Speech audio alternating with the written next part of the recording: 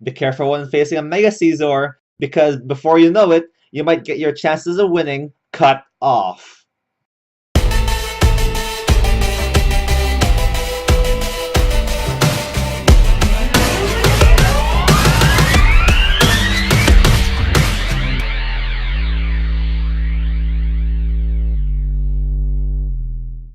Hello YouTube, this is Chriz, your friendly maniac, bringing you folks another Pokemon X and Y Wi-Fi battle. And this match is a standard OU match versus Ruben, and this ain't really standard in Ruben's side of the field because he has pretty unconventional Pokemon in his team, which I give mad props to him for using unconventional Pokemon because my team is standard as heck.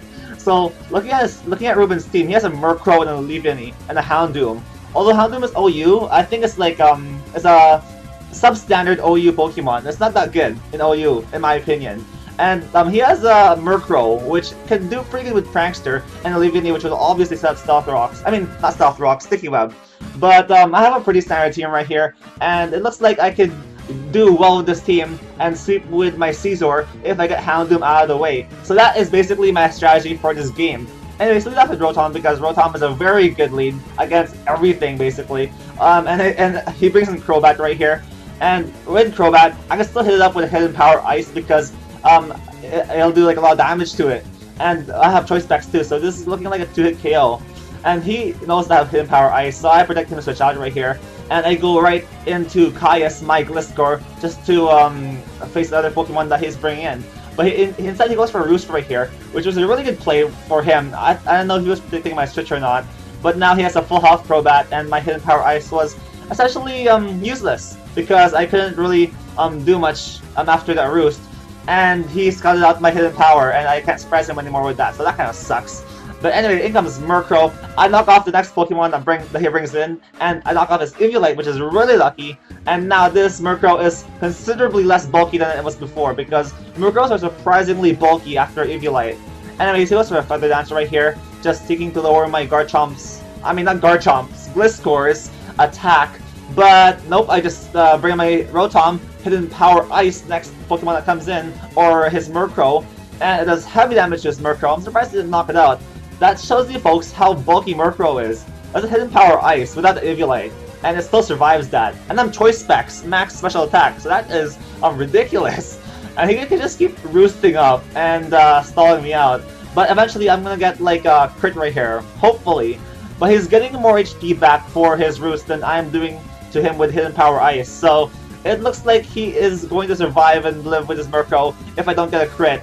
And even with Roost, he loses his flying typing, so my attack doesn't really do that much damage to him with super effective damage.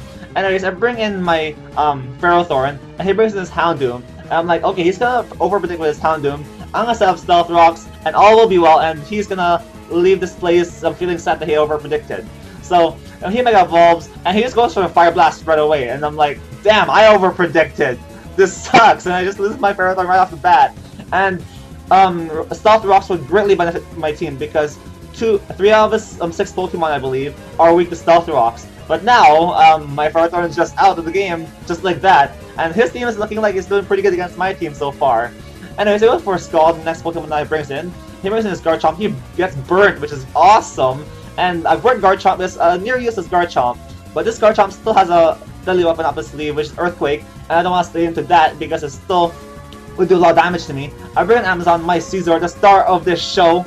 And I know I can't really do much with my Scizor. And I'm sorry for the screen there, folks. It was really glitching up when I was recording it. Yeah, just disregard that, please.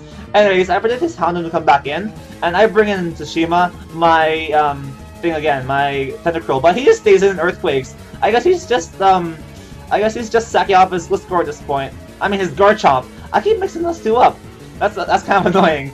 But yeah, I overpredict there once again, and he's just sacking this Pokemon off. So I again switch back into Caius, my Gliscor, and I know he's gonna keep going for Earthquake, and I guess his Choice Lock, or like yeah, Choice Lock probably, because he probably has Choice Scarf, which Garchomp's tend to run nowadays, rather than the Swords Dancing set. Anyways, he brings in his Murkrow once again, and I use Toxic on the next Pokemon that comes in, and Toxic would hit this whole team pretty well, and I can just stall this Murkrow out if I choose if I choose to. And this Murkrow can't really roost up anymore because it's toxic. I get out of there with my Gliscor, and I bring in Washington once again, expecting him to go for some sort of weird move. And he can't really do much to me with his Murkrow. And he brings Nidoking right here. And Nidoking is a great Pokemon for me to switch into because I can just Hydro Pump it and hit it really damn hard. He brings in this Gliscor right here. And I mean, not Gliscor. Oh my goodness, stop it, Chris. I just Hydro Pump it and I take it down. So down goes that Garchomp, and in comes his next Pokemon, which is Leavanny, and I can't really do much for his Leavanny, so I get out of there, and I can't really take it out and switch up moves because I have a choice spec. So yeah, I need to get out of there. He still has Sticky Web on my Switch. This is kind of good for him, but I don't really mind Sticky Web because most of my Pokemon are slow, and my fast Pokemon are above the ground, so I'm fine with that. And he brings in this Murkrow right here. I Mega Evolve into my Mega Scizor, the Amazon Warrior Princess, which is my Scizor. And I Mega Evolve, and I Bullet Punch the next poor thing that comes in, and that turns out to be this Murkrow. And per Murkrow, never had a chance in a really crazy OU metagame. Although, yeah, I feel sorry for that thing.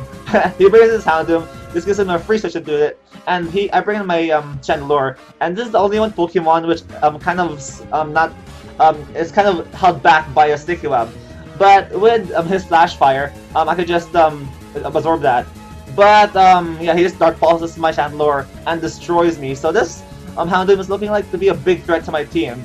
Anyways, now with my Chandelure, I could get a free switch into my Rotom. And he Sucker Punches my Rotom, but I just retaliate back with a Hydro Pump. But thankfully it hits, because if I missed, then he would have knocked out my Rotom with 2 Sucker Punches, and he might have sucked my team, because I have a Gliscor left, which would fall to a Fire Blast maybe, and I have a Scizor, which is gonna get fried by a Fire Blast also. Anyways, he goes into this Crobat. He goes for the Poison Fang, which is an interesting move to put on Crobat. I've never seen Poison Fang in Crobat before, but I guess it's a good move to put on your Crobat if you want to Toxic something, because it's essentially Toxic with some damage on it. Anyways, I bring in my Scizor right here, and this Scizor is now unstoppable because Houndoom is out of the game, and he keeps on Brave Birding me. But I'm a defensive Scizor, and that's a Mega Scizor, which has increased physical bulk, and I have max HP, lots of defense EVs, and special defense EVs, and I can just Swords Dance up.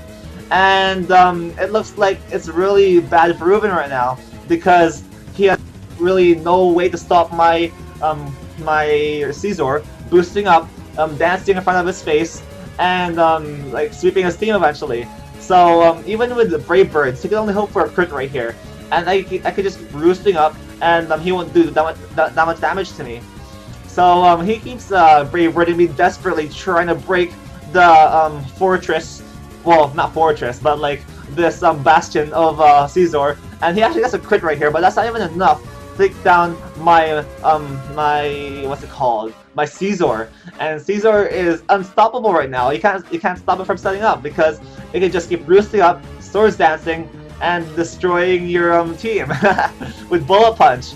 So he's on going for the Brave Bird, desperately trying to bring me down. He gets another crit right here, which is really lucky in his part, but it can't really do much to me because I survived it first of all, and I can just keep on roosting up. And I'm a +4 right now, and I can just Bullet Punch this entire team down. I Bullet Punch this Crobat, take it down in one shot with my Technician boosted max attack, Adamant, Bullet Punch.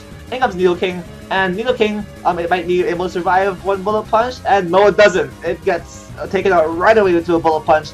It would have been able to knock me out with a Flamethrower, and if maybe he switched into his Nidoking earlier, he might have been able to stop me with a Flamethrower, and throwing me out, because at +2, I couldn't knock out Nidoking probably. But nope, now I am set to sleep with my Scizor, and I use Bullet Punch's last Pokemon down, which is Leavanny. Poor thing, that is an inferior bug type to Scizor, because Scizor is definitely one of the best bug types. The second best Mega Evolution, in my opinion, after Mega Lucario, which got banned. Actually, the third best after Mawile, because Mawile is still really good. Anyways, folks, I hope you enjoyed this standard OU battle. Leave a like, comment, subscribe if you did, and I'll see you folks next time.